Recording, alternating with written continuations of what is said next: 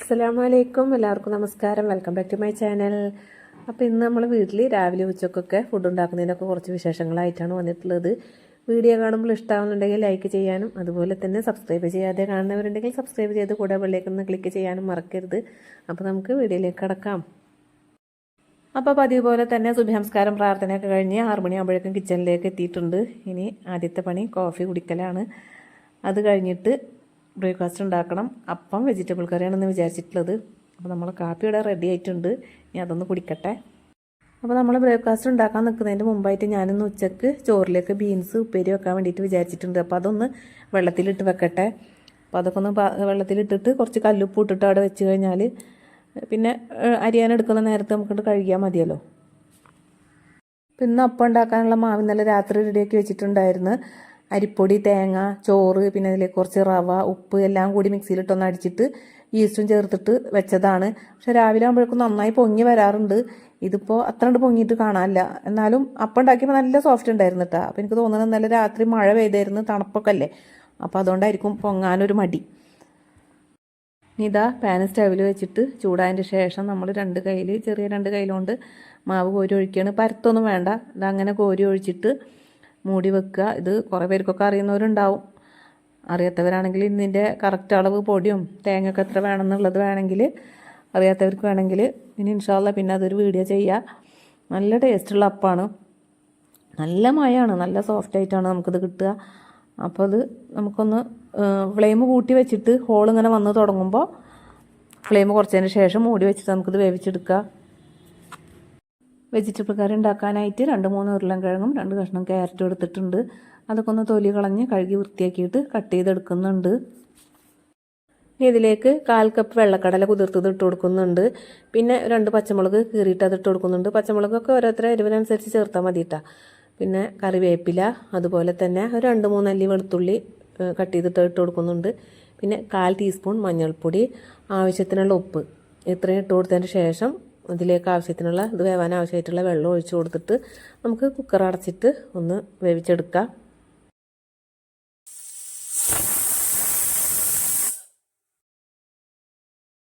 വെജിറ്റബിൾസൊക്കെ വെന്ത് വന്നിട്ടുണ്ട്. ഇനി ജസ്റ്റ് ഒന്ന് ഉടച്ചു കൊടുക്കുകയാണ്.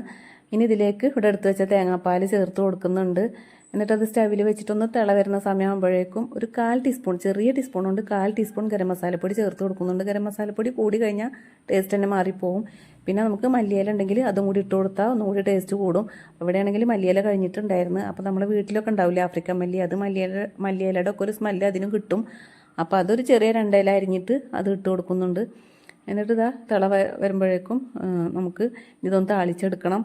അപ്പോൾ അതിനായിട്ട് കടുകും കറിവേപ്പിലയും ഇട്ടിട്ടൊന്ന് താളിച്ചെടുക്കുന്നുണ്ട്. അപ്പോൾ അതോടുകൂടി നമ്മളെ വെജിറ്റബിൾ കറി ഇവിടെ റെഡി ആയിട്ടുണ്ട്. ഇനിയിപ്പോൾ ഒരു കട്ടൻ ചായ ഒക്കെ ഉണ്ടാക്കിയിട്ട് ബ്രേക്ക്ഫാസ്റ്റ് കഴിക്കുകയാണ്. അത് കഴിഞ്ഞിട്ട് ഇനി ഉച്ചക്കൽക്ക് ഇന്ന് നമ്മളെ ബീൻസ് വെള്ളത്തിലിട്ടിട്ടുണ്ട്, അത് ഉപ്പേരി വെക്കണം. പിന്നെ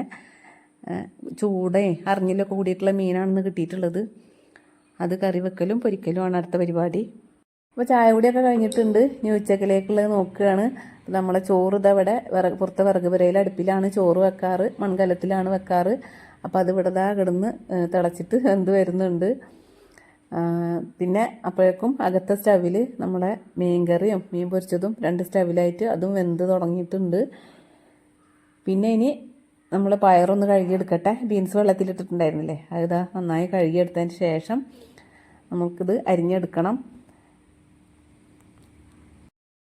ഈ ബീൻസിനൊരു പ്രത്യേകത തോന്നിയതേ, നമ്മൾ സാധാരണ ബീൻസ് വാങ്ങിക്കുമ്പോൾ ഒരു ലൈറ്റ് പച്ച കളറിലാണ് കിട്ടൽ. പിന്നെ അതുപോലെ അത് മാത്രമല്ല, നമ്മൾ അരിയെടുക്കുമ്പോൾ ഇങ്ങനെ അതിൻ്റെ സൈഡിൽ നമുക്കിങ്ങനൊരു നാരിങ്ങനെ ഉണ്ടാവില്ലേ, അങ്ങനെ വലിച്ചാൽ കിട്ടൂലേ. ഇതിന് നാരും കാണാനില്ല, ഒരു ഡാർക്ക് പച്ച കാണാനുമുണ്ട്.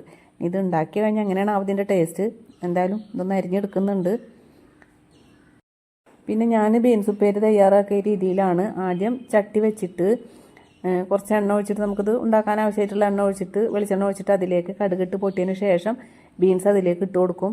എന്നിട്ട് ഒന്ന് അടച്ച് വെച്ചിട്ട് ഫ്ലെയിം കുറച്ച് വെച്ചിട്ട് അടച്ച് വെച്ച് വേവിക്കും. അപ്പോൾ അത് വെന്ത് വരുമ്പോഴേക്കും ഞാനിതാ അതിലേക്ക് ഒരു ചമ്മന്തി ഉണ്ടാക്കുകയാണ്.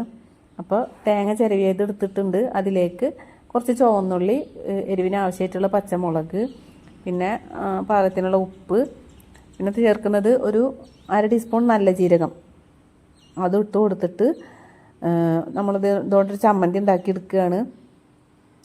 അപ്പോൾ നമ്മൾ ചമ്മന്തി ഇവിടെ റെഡിയാക്കിയിട്ടുണ്ട്. ഇനി അപ്പോഴേക്ക് ഈ ബീൻസ് ഏകദേശം വെന്ത് വന്നിട്ടുണ്ടാവും. അതൊക്കെ പിന്നെ വേഗം വേവുമല്ലോ. ആ വെന്ത ബീൻസിലേക്ക് ഈ ചമ്മന്തി ചേർത്ത് കറിവേപ്പില ഇട്ടിട്ട് നന്നായി ഒന്ന് മിക്സ് ചെയ്തിട്ട് പിന്നെ അധികം നേരം എന്താ പറയുക സ്റ്റവ് കത്തിച്ചിട്ട് പിന്നെ സ്റ്റവിൽ അധികം നേരം വെക്കൂല. എല്ലാം കൂടി ഒന്ന് മിക്സ് ചെയ്തതിന് ശേഷം ഫ്ലെയിം ഓഫ് ചെയ്തിട്ട് എടുത്ത് അങ്ങനെ ഉപയോഗിക്കലാണ്. നല്ല ടേസ്റ്റായിട്ട് അങ്ങനെ ഉപ്പേരി ഉണ്ടാക്കിയാൽ. ഓരോരുത്തരും ഓരോ രീതിയിലല്ല ഉണ്ടാക്കുക. നിങ്ങളൊക്കെ ഏത് രീതിയിലാണെന്ന് അറിയില്ല. ഞാനിങ്ങനെയാണ് ഈ രീതിയിലാണ് ഉണ്ടാക്കാറ്. അപ്പോൾ രാവിലത്തെ ഉച്ചക്കാലത്തെ ഫുഡ് വിശേഷങ്ങളൊക്കെ കഴിഞ്ഞു. പിന്നെന്താണ് ഇനി ഉച്ചയ്ക്ക് ശേഷം ഇവിടെ ഞങ്ങളെ കുറച്ചുകൊണ്ട് പോയിട്ട് പാടമുണ്ട്. പാടത്തിൻ്റെ അവിടെ ഞങ്ങളൊരു ബന്ധു വീടുണ്ട്. അവിടെ ഒന്ന് പോകണം. അവിടെ പ്രായമായവന്മാരുണ്ട്, അവരൊന്ന് കാണണം. അപ്പോൾ അതിന് വേണ്ടിയിട്ടാ അങ്ങോട്ട് വന്നിട്ടുണ്ട്. നല്ല ഭംഗിയായിട്ട് അവിടെ കാണാൻ.